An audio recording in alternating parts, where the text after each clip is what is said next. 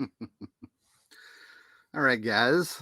Welcome to like the new comic book room, and I like how it's under construction, and it actually looks like I'm in some kind of like seems like I'm in some kind of dungeon or something. But I assure you not. This is the new comic book room in the new comic book house. But yeah, there's some things going on. Got a light right above me. Try not to get all whited out. But sometimes when work, we all work in some form or another, but it just blows my mind how like you can have those days that just seem like that never end. You finally have those days where you're going to go in and deal with the same crap you dealt with before. Those days where work has you traveling, and it seems like the only thing real is the road, the distance, and the hours that you're wishing you could be doing something else. And anytime that life kind of gets you like that, and and you're like, oh my God, where's the weekend and everything like that, you come home and you find a box of comic books. For some reason, it just sort of lifts you up a little bit, right? And that's what happened yesterday. Came home and found a delivery from G Mart Comic Book Shop that I order my new comics throughout the year, 35% off for pre-ordering. When I accumulate $85 worth of product, they mail it to me for free. And it got here really fast and everything's in really good shape for a change, right? So I figure I'll show a few things because it came in yesterday and I really needed it, man. So we got the comic collector out there. What's up, brother? And we got Comic Crack. What's up? Evening Comic Heads. What's on? Okay, cool. So the books that I have are probably from the last 6 months, a little, here and there. And like I said, I've already flipped through two, three of them. One I was really excited about, and there's one that I got because of the Cavern of Chaos show that's on Jared Osborne's channel now. He was talking up this book called Crossover by Danny Coates or Donnie Coates or whatever. I'll pull it out here in a minute. It's the only one I'm going to talk a little bit negative about, but I also have some positive things to say about it, right? But first of all, going through the books that's going through here. Uh, get the glare off. The Last Ronin, Teenage Mutant Ninja Turtles, what is this? We're up to number 4, and these are coming out sporadically. And I've really been enjoying them. A little disappointed that for some reason this did not come bag and boarded. But if you've been following any kind of comic book news or listening to rumblings over the last 2 or 3 months, I found out there's been a shortage of comic book bags, comic book backing boards, and supposedly there's some kind of shortage of paper going on here pretty soon. I'm not sure about all that. But anyway, to me, this should be book of the year. This is probably one of the best books out there. What's great about it is that this is a leftover plot from the 80s between the original creators, Eastman and Laird, that's being fleshed out now, almost 40 years later. That's kind of funny to say, isn't it? Closer to 35 probably and stuff. But this was a story that was made by the originators back in the 80s when things were just taking off at Mirage Studios, right? So I've really been enjoying it. And I'm gonna be buying this thing in trade when it comes out, so I can sit down and read it all at once instead of like 3 times a year so far. So that's a great book. I'm gonna go put it over here with the rest of them. Now there'll probably be not so much a comic book tour, but probably like a 360 view when I get all these boxes up and get the rest of this stuff put up. But I like my little cozy comic book room here that's going on, right? Now this is one of the ones. There's a lot of people that go back to the 70s with their Bronze Age books, go back to that time and era. And there's people that like their Kirby, but there are people who will still sort of be a little bit shaky on Jack Kirby's fantastic, in my opinion, 70s DC stuff, right? And this is one of the books that I will defend. This is also one of the books, if you've watched this channel for years, I told you how as a kid, Jack Kirby scared the crap out of me, his art and things. Well, you're going to see the kind of things that when a 4-year-old boy sees, he wants to jump over there and flip the book upside down and then jump back in bed so he can sleep, right? But I finally got this in trade. I have all the issues from the 70s with OMAC. I have the complete series and multiple copies of each one. I actually thought I was ordering a hardback, but I went back and looked at my order form and it was the softback, but that's fine. That's cool. I don't have to dig those boxes out to read these issues, right? But OMAC is fantastic. OMAC is action packed. OMAC is just nothing but Kirby just letting loose. This came out bi-monthly back in the day. And like I said, that image right there scared the crap out of me when I was a kid. I thought that was a real person. And it does have some social commentary. The little trivia about OMAC that a lot of people don't really realize is that, yes, it means one man army corps. And a lot of people, that Mohawk comes from the idea of the Greek god Ares and things like that. Kirby pulled a lot of information there, pulled from quite a few places. But the biggest thing he did is that OMAC could have very well been a Marvel book in the Silver Age. During the late '60s, when he was starting to figure out that things weren't quite what they seemed at Marvel, thanks to Stan being in the office all the time, and Jack at home working and plotting the Fantastic Four and everything like that. He came up with the idea of a Captain America for the future. So even though this ended up at DC, and this was a book that was put out because Jack Kirby was contracted to DC Comics to do 15 pages a week, even after his Fourth World series was discontinued, if you will, canceled and stuff for many reasons. This is one of the books that he came out with. Of course, and it sort of ties to Commandy a little bit and stuff, man. But OMAC is fantastic.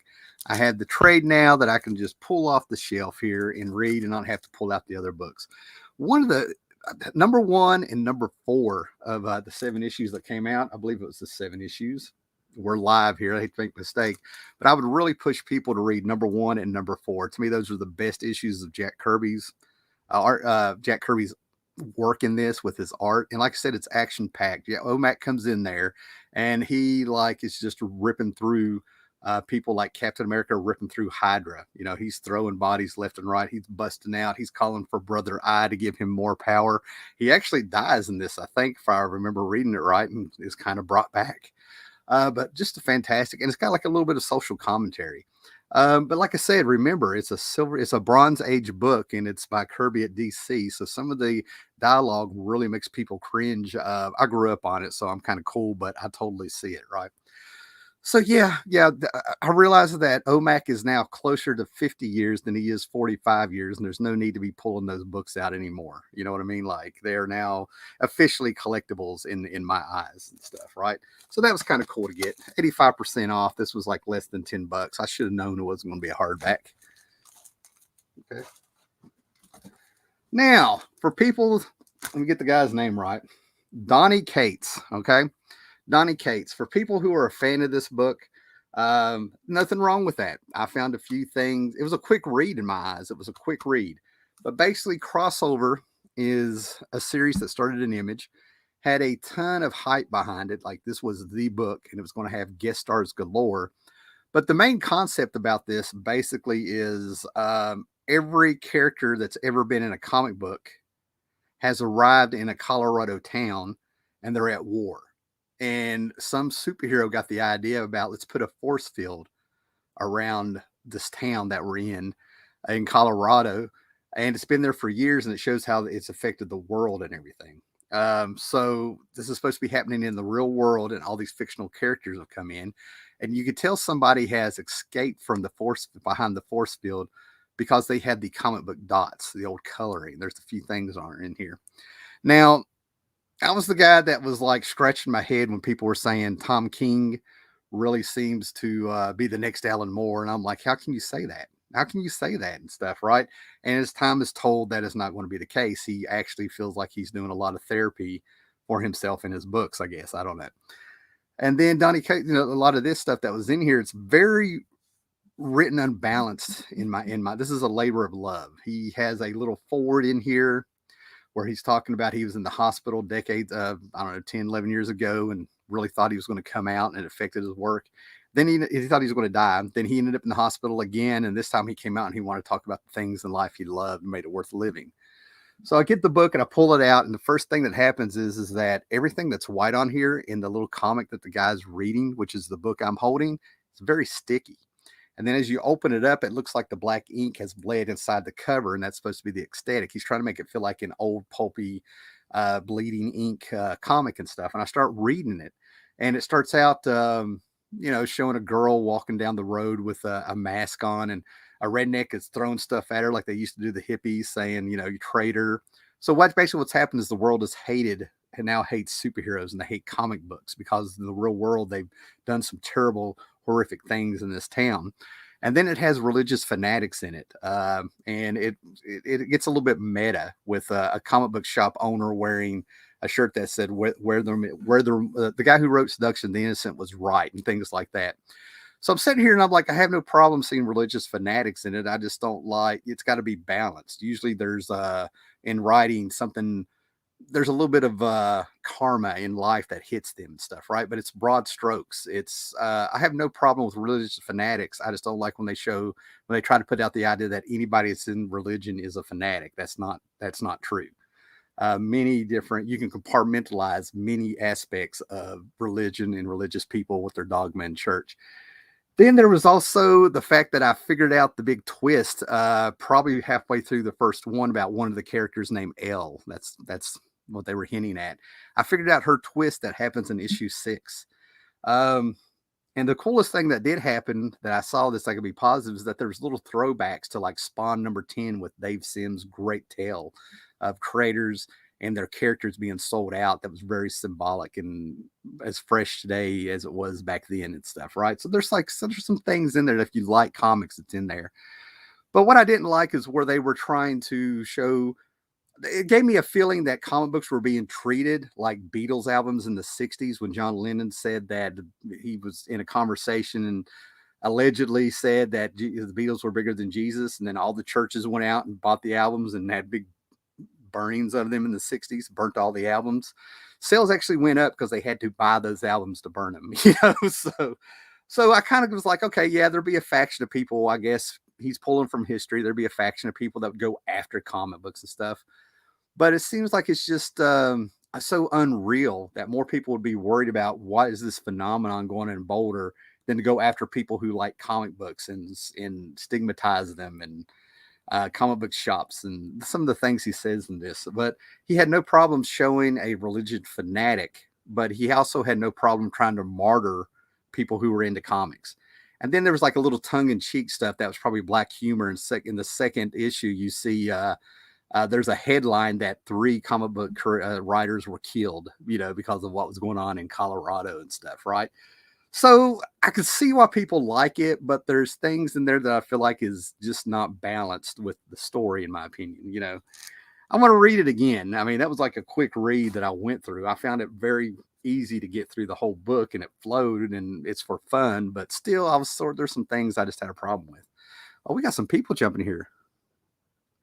We're gonna work down the line here.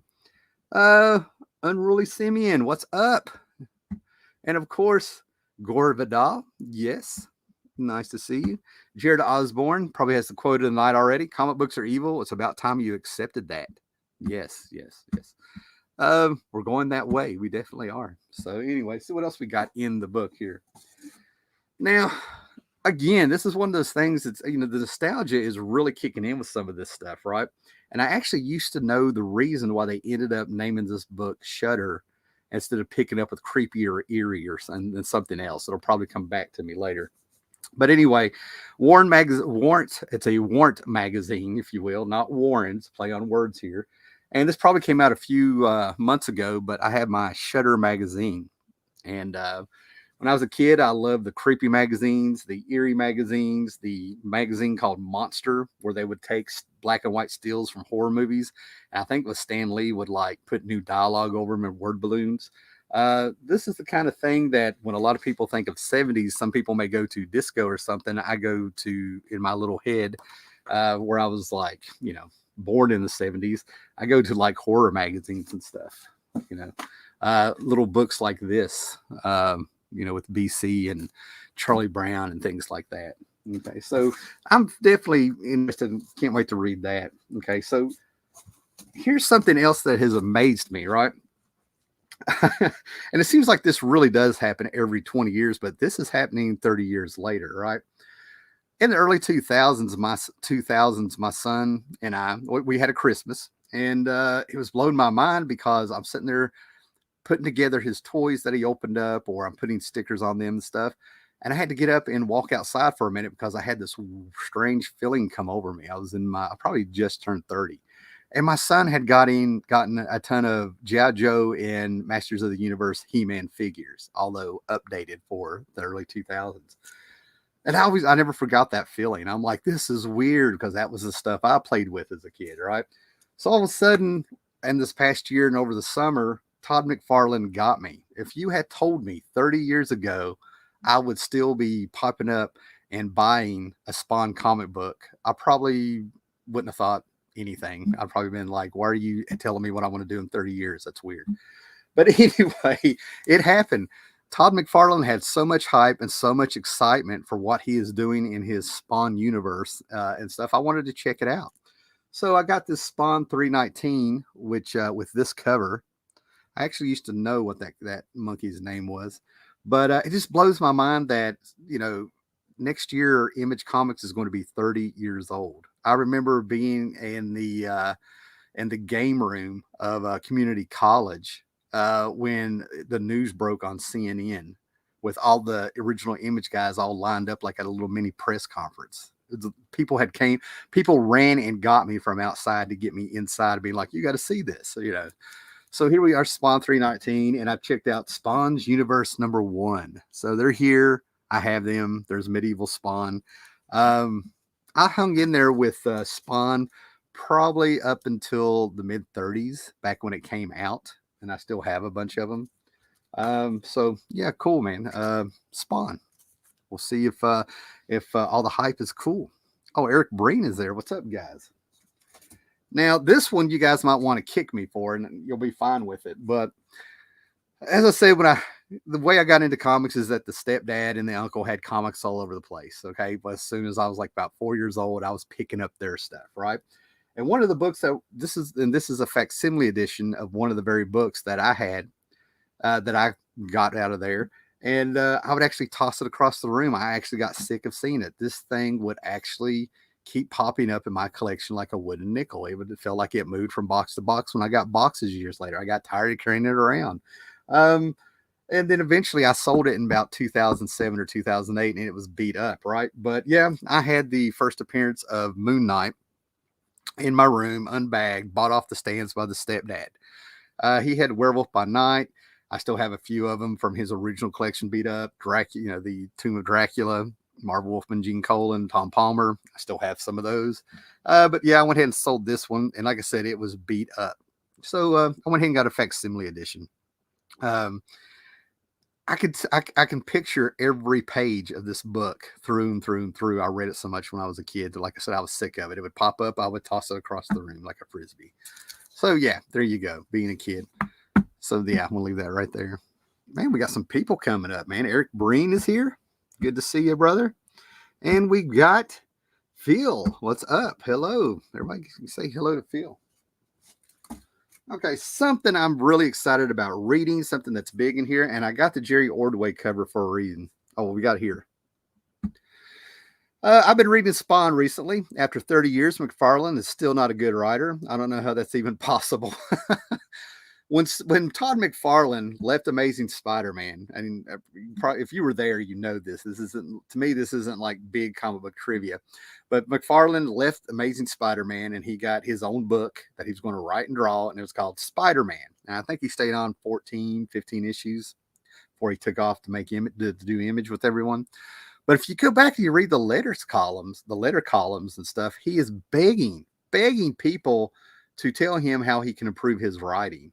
So yeah, I'm kind of with Jared. I know we're being funny here, but yeah, how can he not be a good writer after 30 years when the guy started out begging people to tell him how to be a better writer? It's like he knew. To me, he's a really good idea man. It's the execution that gets lost, I think, But anyway, back to this book. I got the Jerry Ordway cover for this one anyway. Now, I'm actually really excited about this, right? I swear we're starting to reach a time where with the big companies, the mainstream stuff isn't worth reading, and it's the stuff they're doing on the side. I always said, like with DC in the 70s and the Bronze Age, everything they did was good as long as you didn't read the superhero stuff. That's just how I feel. So I have big expectations for this because this takes place in the Tim Burton Batman 1989 universe. And I got the Jerry Ordway cover because from day one, I've had his comic book adaptation of it. I think Denny O'Neil adapted it with him. Jerry Ordway drew it. And it was some of the most phenomenal artwork I'd seen from Jerry Ordway. I'd followed his stuff since I was probably like about 7 or about 8 years old in All Star Squadron. And I got to meet him at Baltimore Con a few years ago and got him to sign it for me. So it was so cool to see him return to this. And as you can see, they're picking up the Harvey Dent, played by Lando Calrissian. Thank you very much. Where he was named Harvey Dent. So I was just sort of waiting for him to become Two-Face in later movies. And apparently that's where they're going with it. So I've got number 1. I think I have number 3. I got to find number 2, and I hope it becomes very good. I just forgot to order it one month. What we got here? Oh wow, McFarlane talk. We're just going to have a night of McFarlane talk. His webbing adventure. He realized there was way more money in toys. Hey, good for him, man. Yeah, that's the line we all laughed at in Spider-Man number 1. Oh, I got you. I got you. Thank you for not just collecting hot issues and reading everything, even junk titles in the 70s and 80s. Oh. Oh man, I enjoy. Hey, Bronze Age is my favorite age of comics. Even though there's a lot of great stuff I read as a kid during the '80s, Oh man, it's funny. Okay, so Immortal Hulk, right? I'm not even going to play with this one, right? Immortal Hulk. I went ahead and got this one because it was 35 cents off. It's actually thick, and it's so funny because if we watch my last video here and there, I think I have half. I think I now have half the series, 25 issues out of 50 that I bought for $1 to 75 cents. And I think of some of them where I got them in a bundle. They were probably like 11 cents, 17 cents, something like that. So Immortal Hulk was a book. Everybody was like, you got to read this. This is great. And then something happened around issue 25 where a lot of people started bad mouthing it, but they stuck in there.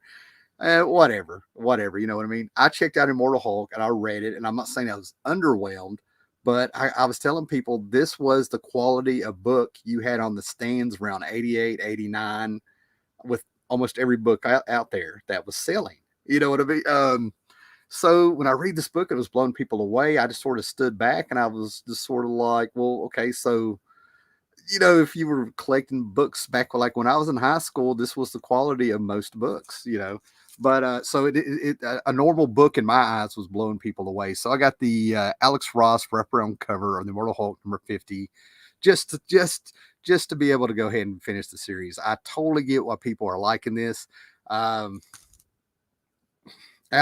guy who's writing it, I like some of the things he's pulled from history. That's what that is one of the things I like about the book.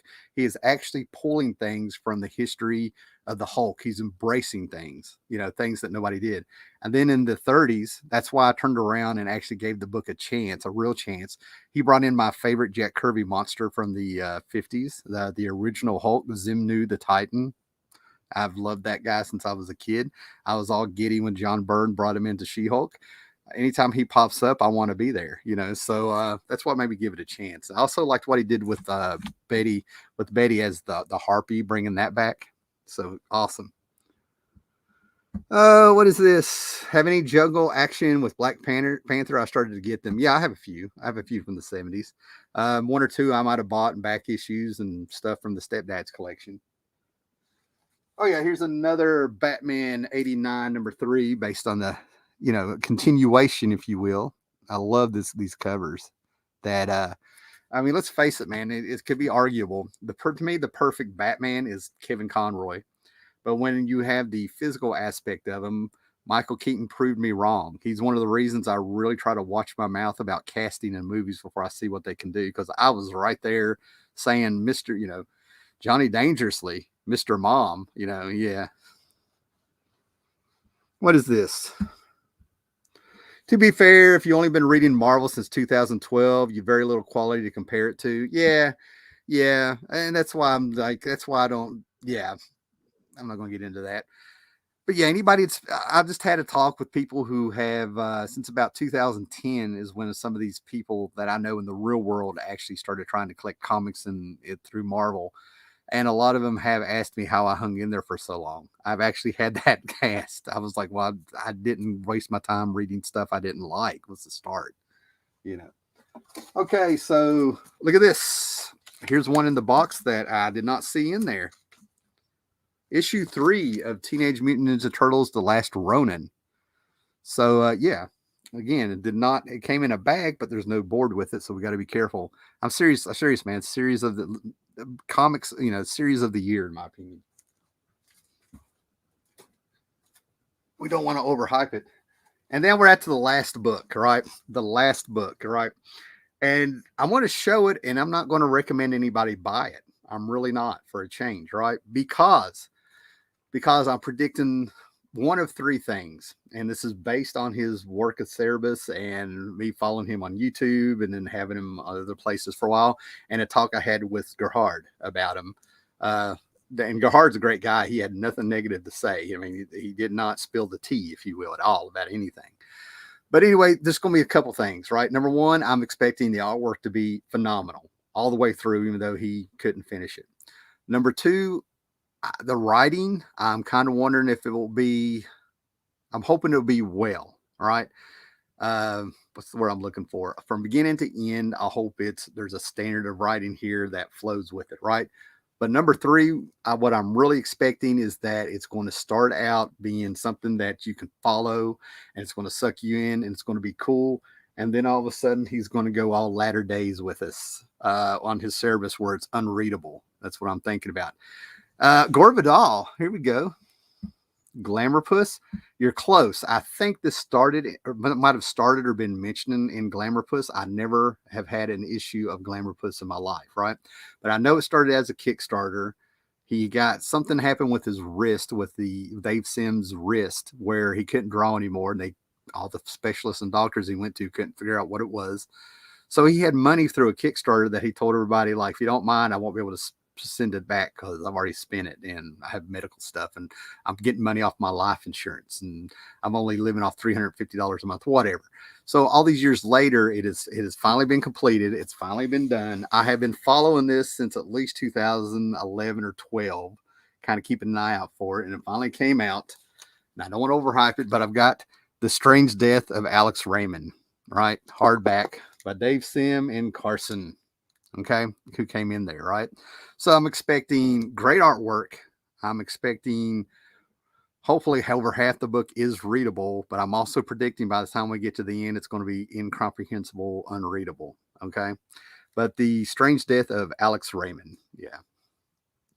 Yeah. Alex Raymond, if for people that don't know, there's a lot of guys in the 30s that started out to have a little bit of a more realistic, I don't want to say photorealistic, but if you're into guys like Al Williamson, and then the guys like Alex Raymond, these were the guys. Alex Raymond created Flash Gordon, and then he died in a car wreck while he was in the car with another artist that I can't quite place. But I think supposedly Dave Sim did a lot of research in the death of Alex Raymond, and I don't know if he's going X-Files conspiracy theory or what, but he thinks it wasn't an accident. So this is him exploring that. That's why I don't know where to go with this book, right? Right off the bat, the color palette on this, yeah, definitely catches your attention, and it's really different. So hopefully this will be well. So yeah, I'm looking forward to reading this, or at least looking at the pretty pictures and stuff, right? It's Dave Sim, so I know I'm taking my chances with it. So yeah, it's going to be good. And then I got one other book here. If you follow me on Instagram, you're going to know that I'll post pictures of the deals I get on books, but we hit an Ollie's outlet. Now that we have moved into this house and stuff, I'm a little bit further away. I'm a little bit out in the country. I'm more back in the rural areas that I hate to stereotype my accent, but I'm more comfortable in, right? So this is Earth One, Volume 2, Grant Morrison. Of course, every couple years you have Teen Titans, Green Lantern, Superman, I think Batman, but they have these hardback books that come out sporadically, some years apart. And I guess it's a whole different DC universe, if you will, almost like it's like the real world. And this is Grant Morrison got hold of Wonder Woman. I didn't read Volume 1, but I did pick up this Volume 2. Now, I think this came out in 2017. I remember watching several people have this book in YouTube videos, and they seemed a little hesitant to really talk about it. Some of them almost seemed like embarrassed. And I'm thinking it's Grant Morrison, so I'm like, yeah, he probably went all TNA on it, or he went all abstract on it, or you know what I mean? So I'm sitting there thinking it was like hypersexualized in places and things, right? No, this is possibly the worst thing Grant Morrison has ever written. And the true crime is that I don't know if it's a crime, but he totally has changed the way that I look at Wonder Woman. Uh, she now comes to man's world and decides that she needs to indoctrinate all the world to get away from man's world into their Amazon world, almost like an invasion and stuff, right? And then it's pointed out that she is a rich, entitled, literal princess who doesn't know anything about anything, the hardship of man or woman or beast in the real world. And I'm just like, oh no, totally sucked the innocent out of it, got into ideologies, and did have a few smart conversations in it. And I think I only made it about halfway through. This is just a waste of time, I think. I will finish it because it's only $5 and then I can get rid of it. And this is coming from a Morrison fan. All right. What do we got here? Okay, guys, we're going to go through a few comments, and that might be it for the night. What do we got here? Nice. Carson seems like a good guy. Oh, okay. Talking amongst themselves. I enjoyed it in a handful of Glamour Post magazines I have. I didn't know it was out. Well, I'm glad you got a sample of it so I can be prepared. The Sim Alex Raymond part in Glamour Puss was excellent. Great if you like comic history, as I know you do. Yes, thank you. Yes, that's exactly what I'm looking for. That's why I was excited about it. John C. popped in here. Okay, I'm glad you liked that cover. Gorbadal, I disliked Grant's Wonder Woman Volume 1. I was surprised by how boring it was. I sold it to a used bookstore the following day. I couldn't believe Grant had written it. Exactly. And apparently with Volume 2, it's the same thing. What we got here? I bet City Mouse Tim talks just like Joe Pesci. Well, let me tell you something. That guy lives out on the West Coast somewhere. Okay, I've seen pictures of him. City Mouse Tim lives on the West Coast somewhere. Over this past week at work, I was in Winchester, Petersburg, and Richmond for work and stuff. So I can function in the city. I just choose not to. John C., great to see a live vid, man. Hey, I appreciate it, man. And just to let people know, I don't want to hype it up, and it's just something I want to get off my chest. But actually, I got something about Star Wars I want to put out there to where I think I can explain Star Wars in a way that it may change the way you watch Star Wars, the prequel and the Star Wars trilogy. And it also sort of explains why Disney missed the mark with what they did. And if you didn't think they did before, maybe they would. So I hope that's something people are interested in. Not so much because I want the views on this thing, but I really hope it brings up conversation. You know, I really like talking about Star Wars, and I haven't had that in a while. So great. Hey, Victor, you got here right at the end, man. All right. So, guys, thanks everybody for checking me out. Jared Osborne's in there. They're going to be having their Cavern of Chaos on there. I don't know if I'm going to be home or not. We got a step kid in band, and they have a football game. And about, I don't know, about, I think it's about, for a drive, it's probably about an hour and 15 minutes away from here, if not a little bit more. So I don't know if I'm going to that or not. So guys, hang in there, be excellent to each other. Great seeing everybody. And if I don't talk to you, have a great weekend. Later, guys.